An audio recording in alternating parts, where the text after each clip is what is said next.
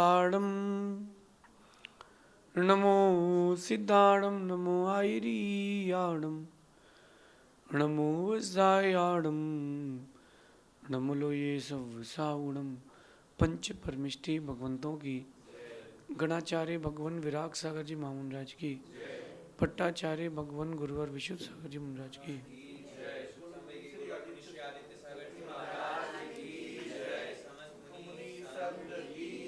या हम सभी अपने जीवन में सुख और गुणों की अभिवृद्धि के लिए नीति के विषयों का श्रवण कर रहे हैं। नीतिकार हमारे व्यक्तित्व को ऊंचा बनाने के लिए हर दिन एक नया गुण बताते हैं, और जो उन गुणों को अपना लेता है वो व्यक्ति सहज ही ऊपर बढ़ जाता है। एक कच्ची सब्जी या उसका टुकड़ा सामान्य रूप से कोई खा ले तो उतनी मधुरता नहीं देता, लेकिन जब उसमें गुण मिल जाते हैं, उसको उबाल देते हैं, उसको घी का संसर्ग मिलता है, उसको पानी का संसर्ग मिलता है, उसको नमक का संसर्ग मिलता है, तब उसका स्वाद बदल जाता है। आप देखो कि विषम परिस्थिति में होता है जब दूध, तब वो घी और मावा बनता है। जब विषम परिस्थिति में होता है दूध, तब वो घी और मावा बनता है, उसकी कीमत बढ़ जाती है। कैसे बढ़ जाती है? जब उसके अंदर उसको अग्नि के पीछे, जब उसके पीछे अग्नि लगाई जाती है, इतनी विपरीत परिस्थिति रहती है, उस समय वो क्या करता है, वो खुद को तपाता है, और तपाते तपाते बहुत आगे बढ़ जाता है। अगर उस दूध में कोई नींबू डाल दे तो फिर से विपरीत परिस्थिति आती है उसके लिए, और उस विपरीत परिस्थिति में अगर दूध ने खुद को संभाला तो वो पनीर बन जाता है। सही है ना? सही है ना? बस यही बात मेरा आप लोगों से कहना है। विपरीत परिस्थितियां जब आती हैं तब आपको खुद को संभालना चाहिए।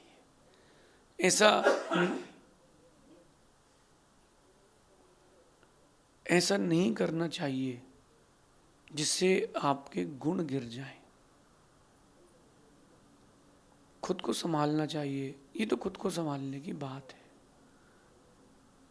अब अपन दूसरे को संभालने की बात करते हैं।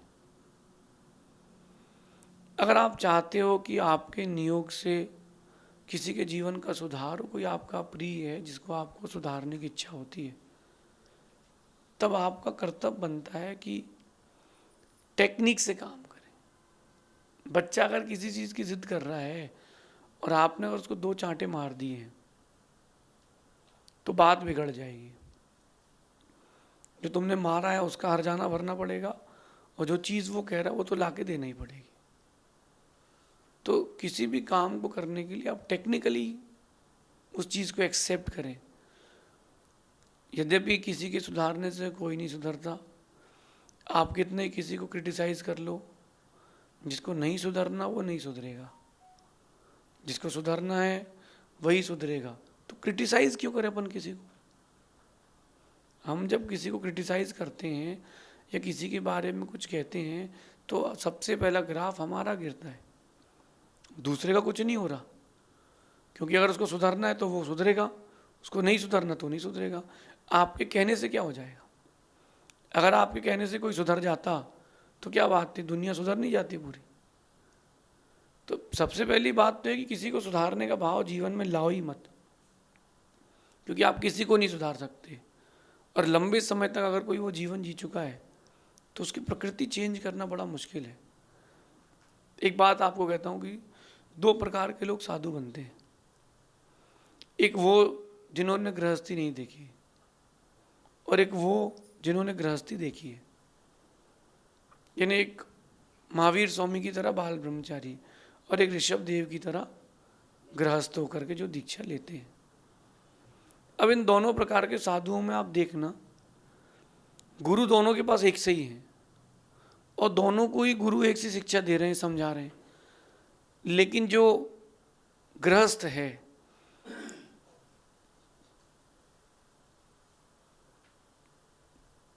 जो गृहस्थ है उसको समझाना कठिन है।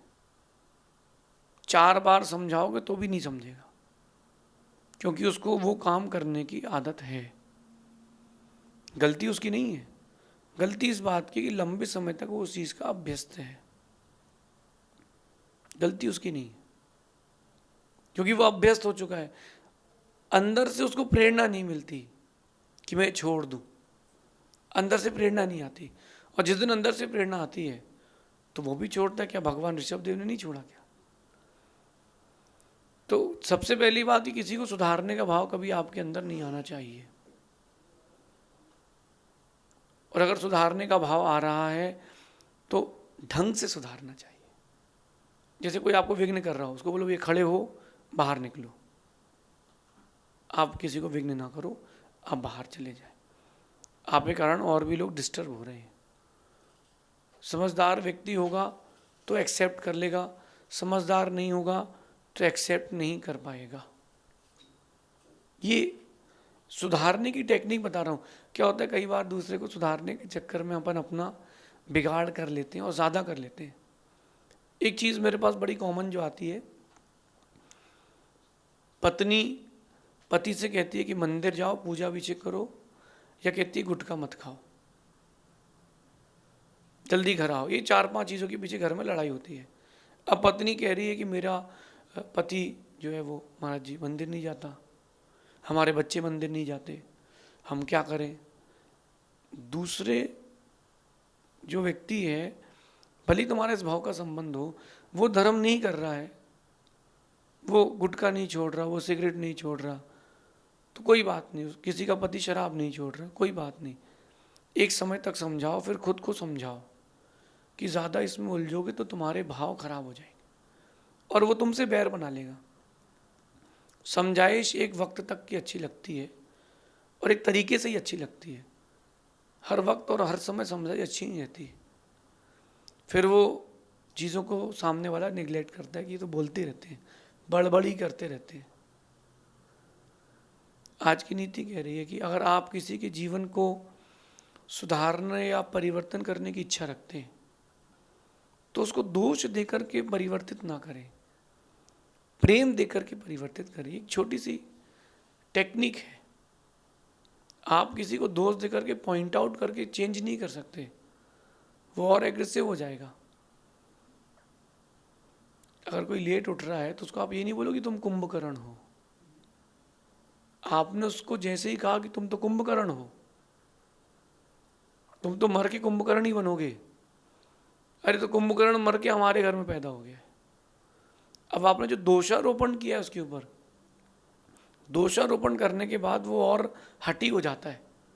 आपको प्रेम से समझाना चाहिए था, क्योंकि आपको उस व्यक्ति को सुधारना, उस व्यक्ति को बिगाड़ना नहीं।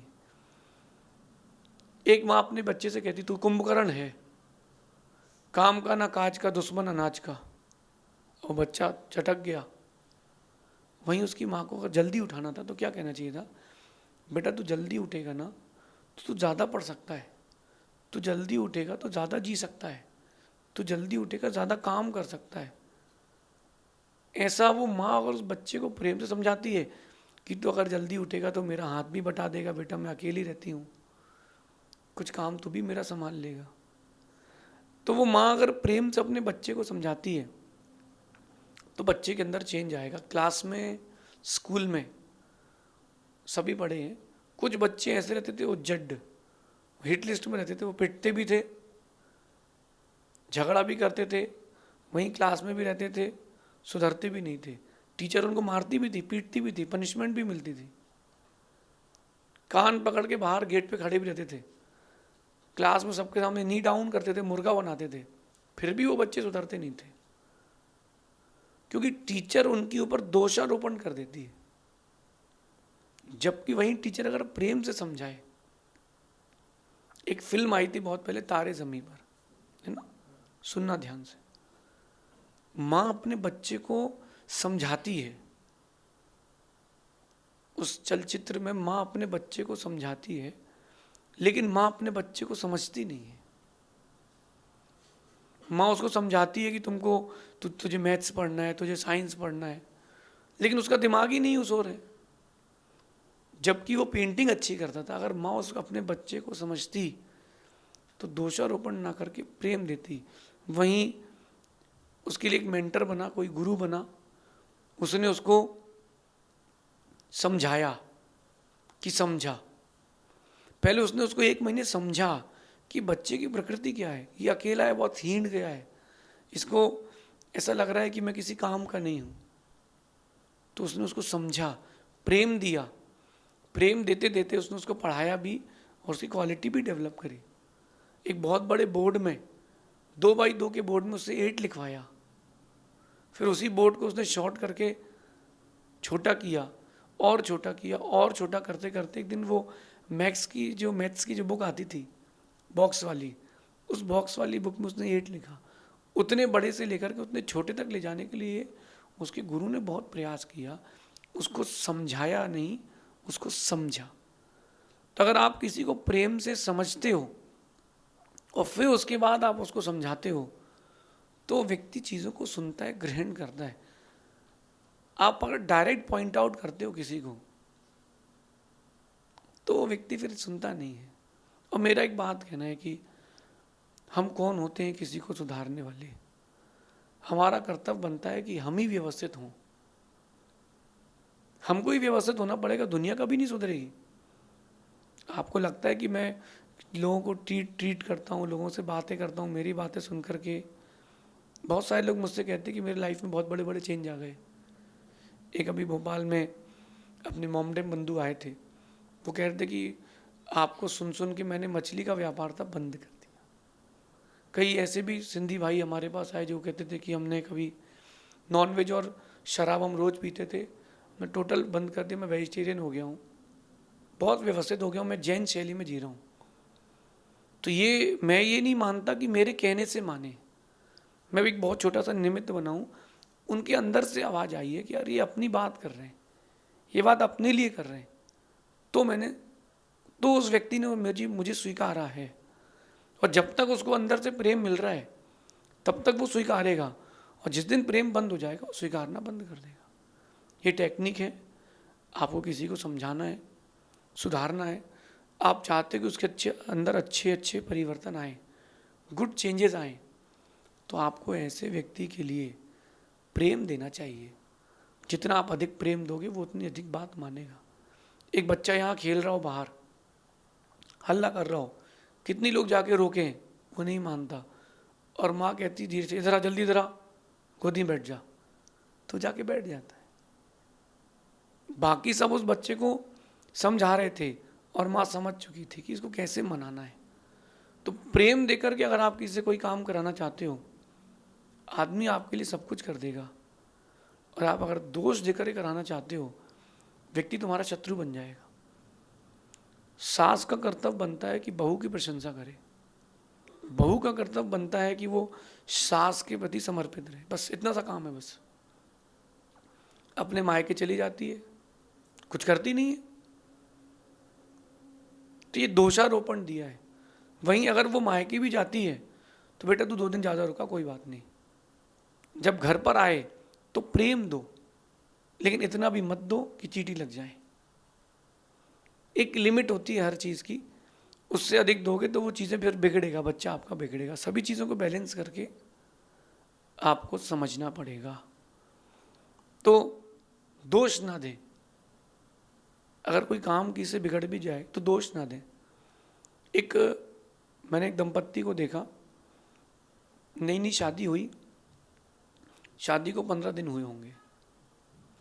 शादी के 15 दिन बाद अब वो कहीं होटल से लौट रहे होंगे, और होटल से लौटते वक्त उन्होंने देखा कि जो उसकी वाइफ थी कि मेरी जो डायमंड की रिंग थी वो नहीं मिल रही। अब उसको लगा कि होटल में गिर गई, रास्ते में गिर गई, वो बहुत परेशान रहे। अब वो सोचते कि क्या करें। हस्बैंड कहता है कि एक काम करो, अपन सेम दूसरी ले लेंगे कल, तुमको डिज़ाइन तो याद है, अपन सेम दूसरी ले लेंगे।